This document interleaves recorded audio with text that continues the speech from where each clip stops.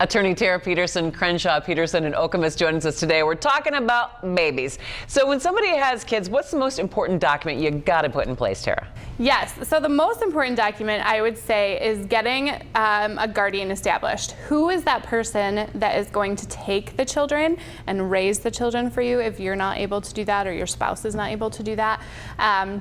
That would be, I think, the most important thing that we get put in place. Beyond that, it's more what happens next. Who handles the money?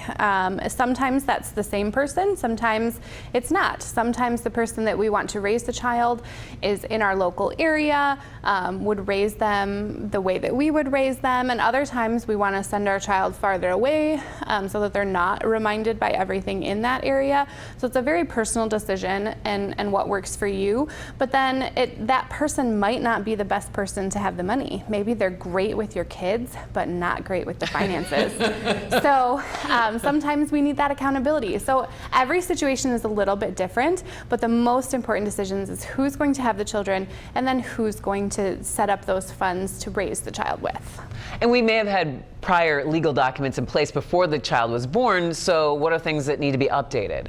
Yeah, so some of the things that need to be updated are how we're going to administer that trust now that we have children. So children just add on that extra complexity. And sometimes, you know, the person that we trusted to administer our estate when we were single or childless aren't who we want to be in charge of the funds when we have children. So again, it's just sort of making sure that things are still going to work now that we have children, and how we're going to set up that administration, because that usually means something like a trust where we hold the funds in a pot for their benefit, but they don't have access at 12 years old or 16 years old to throw the crazy parties or buy the Ferraris or so on and so forth. So we want something where it's going to protect the assets, but be there if they need it. So once they're a legal adult, then how does that change? Because those 18, 21 years flies by pretty quickly. Yes, it does. And sometimes we don't always want the 18-year-old to have the funds either. So sometimes we say, you know what, they're taking just a little longer to grow up. Let's keep it in trust for a little while yet. And other times we say, you know what, they're doing great. They've got a little bit more responsibility and experience under their belts. And so let's put them in charge of it. Let's let them have it outright. If something happens to me, you know, they can take over.